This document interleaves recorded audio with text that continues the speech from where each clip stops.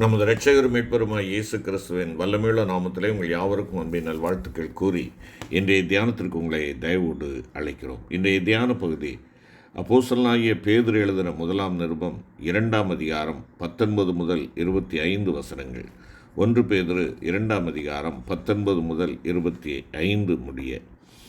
தியான வசனம் சகரியா 10ஆம் அதிகாரம் 3ஆம் வசனம். சகரியா 10ஆம் அதிகாரம் 3ஆம் வசனம். சேனைகளின் கர்த்தர் யூதா வம்சத்தாராகிய தமது மந்தையை விசாரித்து அவர்களை யுத்தத்திலே தமது சிறந்த குதிரையாக நிறுத்துவார்.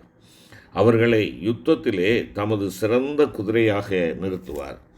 அன்பான கர்த்தருடைய பிள்ளைகளே, அமெரிக்க ஐக்கிய நாட்டிலே தங்களுடைய தேசத்தின் மீது அதிக பற்றுள்ளவராயிருந்த நேத்தன் ஹேல் என்ற தேச பக்தன் ஒருவர் இருந்தார். தன்னுடைய நாட்டுக்காக அவர் யுத்தம் செய்ய போகின்ற பொழுது வைராக்கியமாக போரிட்டார். அது நிமித்தமாக எதிரிகளால் பிடிக்கப்பட்ட அவர் தங்களுடைய எதிரிகளினாலே அவருக்கு மரண தண்டனை விதிக்கப்பட்டது. அவர் மரிப்பதற்கு முன்பாக, என்னுடைய தேசத்துக்காக அர்ப்பணிப்பதற்கு எனக்கு ஒரே ஒரு உயிர்தானே இருக்கிறது, அது ஒன்றுதான் எனக்கு வருத்தமாக இருக்கிறது என்று கூறினார். இது அவருடைய கடைசி வார்த்தையாக இருந்தன. தன்னுடைய தேசத்தின் மேல் அவர் கொண்டிருந்த அன்பும் பற்றுறுதியும் அத்தனை அதிகமாக இருந்ததை அவருடைய இந்த வார்த்தைகள் வெளிப்படுத்துகின்றன. எனக்கு அன்பான சகோதரனே, சகோதரியே, அருமை தேவனுடைய பிள்ளைகளே, அருமையான வாலிப தம்பி, தங்கச்சி, இது உண்மையாய் நடந்த ஒரு சம்பவம். உன்னை நேசித்து உனக்காக தம்முடைய ஜீவனையே தத்தம் செய்த உன் ஆண்டவராகிய இயேசுவுக்காக உனக்கு இந்த உலகில் அருளப்பட்டிருக்கின்ற ஒரே ஒரு வாழ்க்கையை தியாகம் செய்யும்படியாக உன்னை ஏவி எழுப்புவதாக இருக்கிறதா? உண்மையாகவே ஆண்டவராகிய இயேசு கிறிஸ்துவை நேசிக்கிற ஒரு தேவப்பிள்ளையாக நாம் இருப்போம் என்றால் அவருக்காக நம்முடைய ஜீவனை பணைய வைக்க ஆயத்தமாக இருக்க வேண்டும். நேத்தன் தன் தேசத்துக்காக எதிரிகளோடு வைராக்கியத்துடன் போரிட்டது போல நாமும் கூட நம் ஆண்டவராகிய இயேசு கிறிஸ்துவின் பட்சத்தில் நின்று பிசாசின் வல்லமைகளை எதிர்த்து தைரியத்தோடு போராடும்படி தீர்மானித்து எழும்ப வேண்டும். இந்த கடைசி நாட்களில் பிசாசானவன் தனக்கு கொஞ்ச காலம் மாத்திரம் உண்டென்று அறிந்து பல விதங்களிலும் தேவ ஜனங்களோடு போராடி கொண்டிருக்கிறான். பாவம், சாபம், வியாதி, பொல்லாத ஆவியின் சேனைகள் ஆகியவற்றோடு நமக்கு யுத்தம் உண்டு. சேனையின் அதிபதியாக கர்த்தர் நமக்கு முன் சென்று நம்முடைய யுத்தங்களை நடத்தி கொண்டிருக்கிறார். அருமையான தேவ பிள்ளையே, சத்துருக்களின் தாக்குதல்களை கண்டு நீ அமைதியாக இராதே.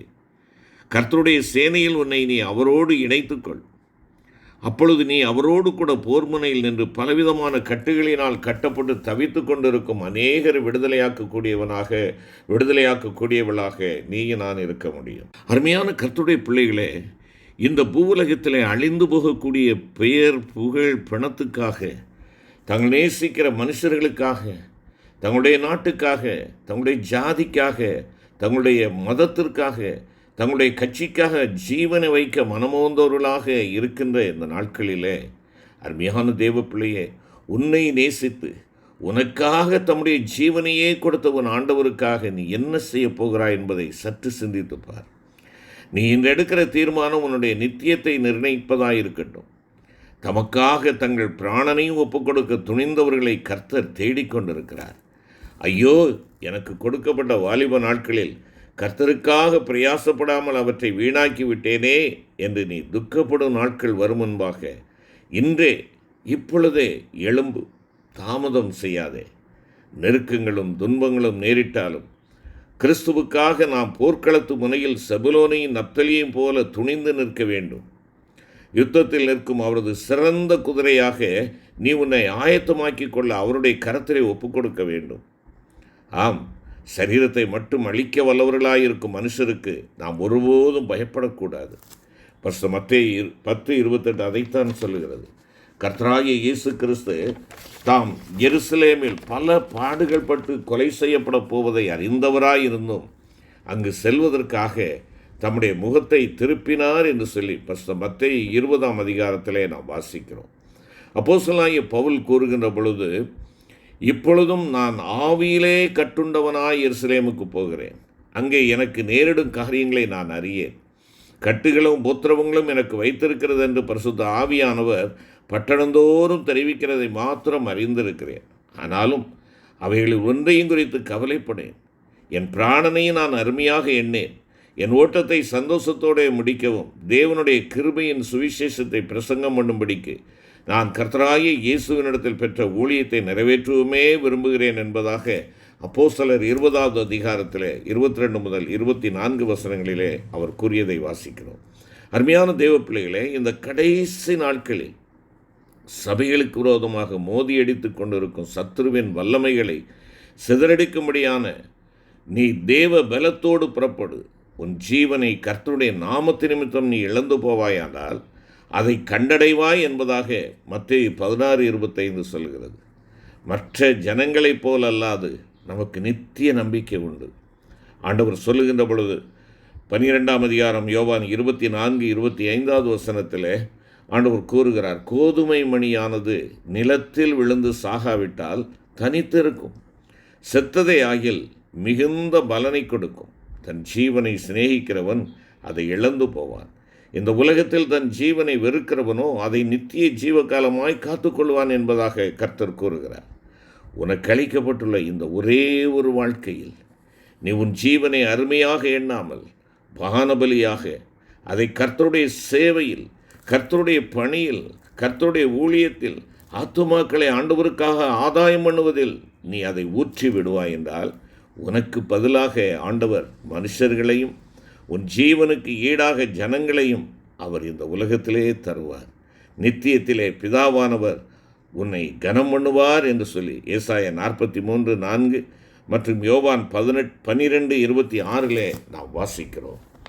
இதை கேட்டுக்கொண்டிருக்கிற அருமையான கர்த்தருடைய பிள்ளைகளே, மேலும் நாம் பார்ப்போம் என்றால் ஆண்டவராகிய இயேசு கிறிஸ்து நிமித்தம் பாடுபடுவதற்கு நமக்கு அருளப்பட்டிருக்கிறது என்று அப்போஸ்தலனாகிய பவுல் கூறுகிறதை பிலிப்பியர் 1ஆம் அதிகாரம் 29வது வசனத்திலே பார்க்கிறோம். நாம் என்னை கேட்டுக்கொண்டிருக்கிற அருமையான தேவ பிள்ளைகளே, ஆண்டவராகிய இயேசு கிறிஸ்து நிமித்தம் பாடுபடுவதற்காக நமக்கு கிடைக்கும் தருணங்கள் நமக்கு கிடைப்பதற்கரிய அரும்பெரும் சிலாக்கியங்களாய் இருக்கின்றன என்பதை அறிந்து கொள்ளுங்கள். அநேக உபத்திரவங்களின் வழியாகவே நாம் பரலோக ராஜ்யத்தில் பிரவேசிக்க வேண்டியவர்களாய் இருக்கிறோம் என்பதாக அப்போஸ்தலர் 14:22 கூறுகிறது. உலகில் நமக்கு உபத்திரவங்கள் உண்டு என்பதாக பரிசுத்த யோவான் 16:33 ஆண்டவராய் இயேசு கிறிஸ்து சொல்லுகிறார். அருமையான தெய்வ பிள்ளைகளே, நீங்களும் நானும் கிறிஸ்தவர்களாய் இருப்பதால் பாடுபட்டால் வெட்கப்படக்கூடாது. கிறிஸ்து நிமித்தம் வருகிற பாடுகளுக்கு பங்காளியாவதற்கான சிலாக்கியம் நமக்கு கிடைத்ததே, அதை எண்ணி நீங்களும் நானும் சந்தோஷப்பட வேண்டும். நாம் சந்தோஷப்பட வேண்டும். ஆம், ஏன் சந்தோஷப்பட வேண்டும்? கிறிஸ்துவின் நாமத்தின் நிமித்தம் நிந்திக்கப்பட்டால் நாம் பாக்கியவான் என்று ஆண்டவருடைய வார்த்தை கூறுகிறது. 1 பேதுரு 4:13, 14 மற்றும் 16 பார்க்கிறோம். அப்போஸ்தலனாகிய பவுலை போல அவற்றில் பிரியப்படுகிறேன், பரிபூர்ண சந்தோஷமாய் இருக்கிறேன் என்பதாக 2 கொரிந்தியர் 12ஆம் அதிகாரத்தில் 10 மற்றும் 7ஆம் அதிகாரம் 4வது வசனத்தில் பார்க்கிறோம். அருமையான தேவ பிள்ளையே, மோசே அநித்தியமான பாவ சந்தோஷங்களை வெறுத்து தேவனுடைய ஜனங்களுடைய துன்பத்தை அனுபவிப்பதையே தெரிந்து கொண்டான். அதனும் கிறிஸ்துவ நிமித்தம் ஒரு நிந்தைய அதிக பாக்கியம் என்று எண்ணினான் என்பதாக எபிரேயர் 11ஆம் அதிகாரத்தில் வாசிக்கிறோம் அல்லவா? அருமையான கர்த்தருடைய பிள்ளைகளே, நமக்கு ஒரே ஒரு வாழ்க்கை மட்டுமே கொடுக்கப்பட்டுள்ளது. ஒரே தரம் மரிப்பதும் பின்பு நியாய தீர்ப்படைவதும் மனிதனுக்கு நியமிக்கப்பட்டிருக்கிறது. இந்த வாழ்க்கையில் தெரிந்தெடுக்கும் உரிமையை கர்த்தர் உனக்கும் எனக்கும் கொடுத்திருக்கிறார். இம்மையில் நாம் தெரிந்து கொள்கிறவரை பொறுத்தே நம்முடைய மறுமை வாழ்வு அமைந்திருக்கும். தேவனுடைய மனிதர் ஒருவர் விதமாக கூறுகிறார், ஒரே ஒரு வாழ்க்கை மட்டுமே, அதுவும் சீக்கிரமாக கடந்து போகும். கர்த்தருக்காக நாம் செய்கிறவை மட்டுமே என்றென்றும் நிலைத்திருக்கும் என்பதாக கூறுகிறார். எனவே கர்த்தருடைய பிள்ளைகளே, இந்த வாழ்க்கை குறித்து நாம் மிகவும் கவனமாக செயல்பட வேண்டியவர்களாக இருக்கிறோம். தேவனுக்காக ஜீவிப்பதை தெரிந்து கொள்வதை காட்டிலும் மேலான தெரிந்து கொள்ளுதல் இந்த உலகத்தில் வேறு எதுவும் இல்லை என்பதை நீங்கள் உணர்ந்து கொள்ள வேண்டும். இந்த உலகத்திலே நம் வாழ்க்கையின் நோக்கம் என்ன என்பதை நாம் விளங்கி கொண்டு செயல்படுவதுதான் ஞானம் என்று அறியப்படுகிறது. வாழச் சிறந்ததொரு வாழ்க்கை கர்த்தரின் சேவையில் செலவிடப்படும் ஒரு மேலான வாழ்க்கை என்பதை தேவன் நமக்கு உணர்த்துகிறார். எனவே கிறிஸ்துவுக்காக நல்ல போர்ச்சேவகனாக தீங்கு அனுபவிக்கும்படி கிறிஸ்துவின் அன்பு உன்னை நெருக்கி ஏவுவதாக. ஆதி நூற்றாண்டு முதல் எத்தனையோ அப்போஸ்தலர்கள் மற்றும் மிஷனரிமார்கள் கிறிஸ்துவுக்காக கஷ்டங்களையும் உபத்திரவங்களையும் சகித்து இரத்த சாட்சிகளாக மரணமடைந்திருப்பதை நாம் அறிந்திருக்கிறோமே. இன்றைய திருச்சபைகளை எல்லாம் பார்க்கின்ற பொழுது எத்தனை பேருடைய கல்லறைகள் ஆண்டவருக்காக ஜீவனை கொடுத்தவர்கள், ஆண்டவருக்காக தங்களை தியாகம் பண்ணினவர்களை நாம் பார்க்கின்ற பொழுது, அருமையான கர்த்தருடைய பிள்ளைகளே, நீங்களும் நானும் என்ன செய்கிறோம்?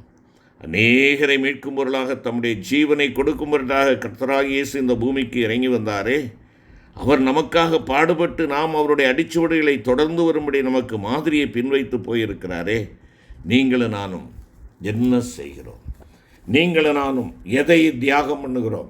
ஆண்டவருக்காக வாழ்வதிலே, சவால்களை சந்திப்பதிலே, உத்தமமாய் ஜீவிப்பதிலே, கர்த்தருக்கு சாட்சியாய் வாழ்வதிலே எதை நாம் பலியாக்கி இருக்கிறோம்?